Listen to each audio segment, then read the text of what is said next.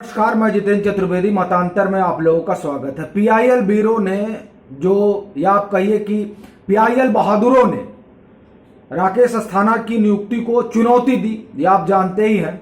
Delhi high court में PIL पड़ा, वहां उस पीआईएल में प्रशांत भूषण भी हिस्सेदार बने। पहले से एक वहां पीआईएल थी। उस पीआईएल में सीधे सीधे जो कहा गया वो ये कि जो केंद्र सरकार ने राकेश अस्थाना की नियुक्ति बतौर सीपी की है दिल्ली पुलिस, वो असंवैधानिक है, सुप्रीम कोर्ट की गाइडलाइन के अनुसार नहीं है। उसके बाद जो आज सरकार ने जवाब दिया, वो जवाब तो हमको लगता है सुनने के बाद प्रशांत भूषण के दांत खट्टे हो गए होंगे। मैं आपको सुनाता हूं कि वहां पर सरकार ने क्या कहा। सरकार ने दो टूक कहा कि याचिकाकर्ता और हस्तक्षेपकर्ता केवल व्यस्त निकाय हैं।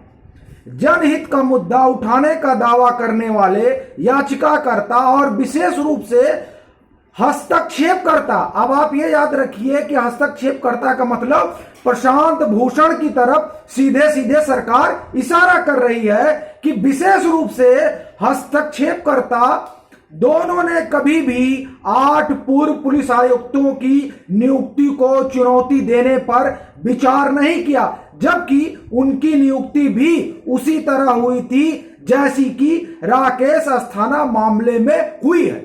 राकेश अस्थाना की नियुक्ति को चुनौती जिस आधार पर दिया गया था, वो आधार प्रकाश सिंह मामले में उच्चतम न्यायालय ने जो एक गाइडलाइन जारी किया था, जो एक आदेश जारी किया था, उसमें यह कहा गया था कि जब भी आप डीजीपी की नियुक्ति करेंगे तो यूपीएससी उसमें इन्वॉल्व होगा। 3 महीना पहले उसको बताया जाएगा और जिसको बनाया जाना है, जिन लोगों का नाम भेजा जाएगा, उन लोगों को मतलब कम से कम 6 महीना हो उनके रिटायरमेंट में बाकी।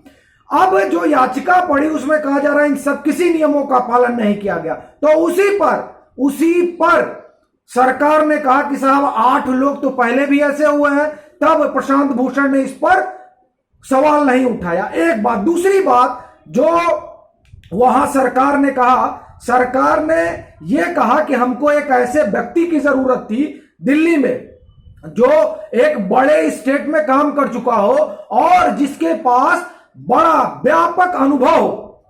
चूंकि दिल्ली में जो व्यवस्था है और जिस तरह दिल्ली में चुनौतियां आई हैं, चुनौतियां क्या हैं? दिल्ली दंगा हो गया, 26 जनवरी को लाल किले तक लोग पहुंच गए, वहां तिरंगे का अपमान हुआ। ये जो सारी परिस्थितियां पैदा हुई, इन परिस्थितियों में एक ऐसे अधिकारी की जरूरत थी जिसका अनुभव व्यापक हो, जिसका काम काज का एक लंबा दायरा हो। उस लिहाज से अगर आप राकेश अस्थाना को देखते हैं तो वो बीएसएफ के डीजी रह चुके हैं, वो सीबीआई में 2-2 बार काम कर चुके हैं, वो जो गोधरा को लेकर एसआईटी बनी थी उसका हिस्सा थे। लालू का केस हो, अगस्ता वेस्टलैंड हो और पीएनबी स्कैम हो, उसके बाद में आप ये देखिए कि शारदा चिटफंड हो, इस तरह के व्यापक मामलों की वो जांच कर चुके हैं। उनके पास अनुभव का भंडार है और सरकार ने कहा कि हमको ऐसे ही अनुभवी व्यक्ति की जरूरत थी, दरकार थी, इसलिए उनको लाया गया। आप देखिए नारकोटिक्स से भी जुड़े रहे, नारकोटिक्स के भी जो है वो डायरेक्टर रहे। तो जो इतना व्यापक उनका अनुभव है, ये एक अनुभव है जिसके कारण उनको लाना पड़ा। ये सरकार ने याचिकाकर्ताओं की उस दलील पर कहा जिसमें यह कहा गया था कि देखिए जो एक केंद्र शासित प्रदेश है उनका एक अपना काडर है। इनका कहना था कि साहब इस काडर से नहीं आए हैं, ये दूसरे काडर से आए हैं, ये तो सीधे सीधे जो है नियम कानून का उल्लंघन है। तब सरकार ने कहा कि दिल्ली जो है वो केंद्र शासित प्रदेश है और हिंदुस्तान की राजधानी है, इसकी सुरक्षा बहुत ही महत्वपूर्ण है और यह प्रायोरिटी में आती है।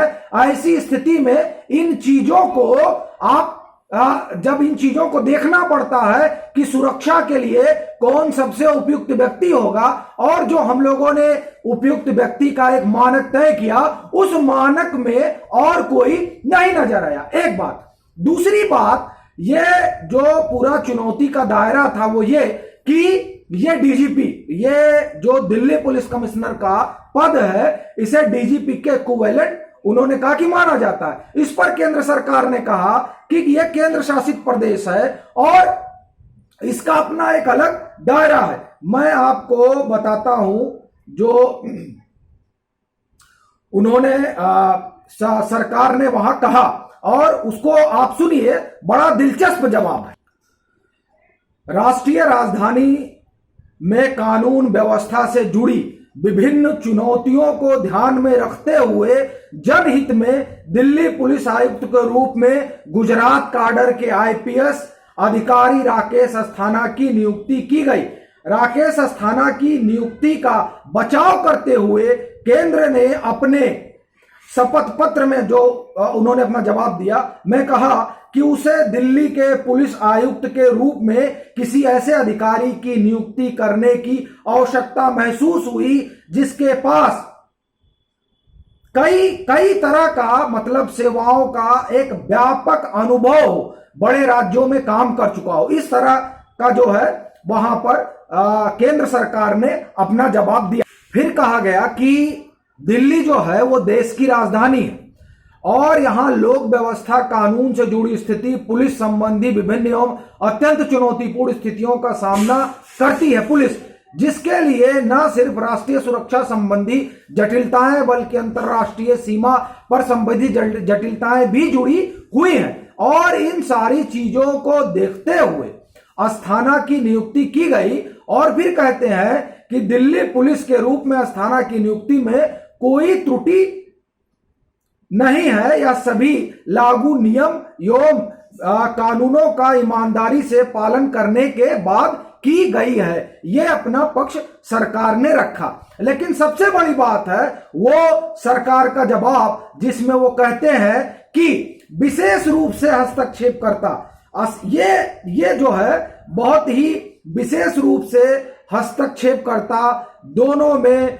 कभी भी 8 पूर्व पुलिस आयुक्तों की नियुक्ति को चुनौती देने पर विचार नहीं किया। यह सीधा हमला प्रशांत भूषण पर था। मैं आपको एक चीज और बताऊं कि ये जब आप थोड़ा गूगल करेंगे तो आप ये देखेंगे कि जब आलोक वर्मा की बतौर सीबीआई नियुक्ति हुई थी तो उस नियुक्ति को भी प्रशांत भूषण ने चुनौती दी थी। बाद में फिर वो जो कहानी है वो हम लोग फिर किसी दिन आएंगे और उस दिन जरूर इस पर बात करेंगे जब राकेश अस्थाना वाले मसले पर पूरा कोर्ट का निर्णय आ जाएगा। चलते हैं, फिर मिलेंगे एक नए मसले के साथ। तब तक के लिए राम राम।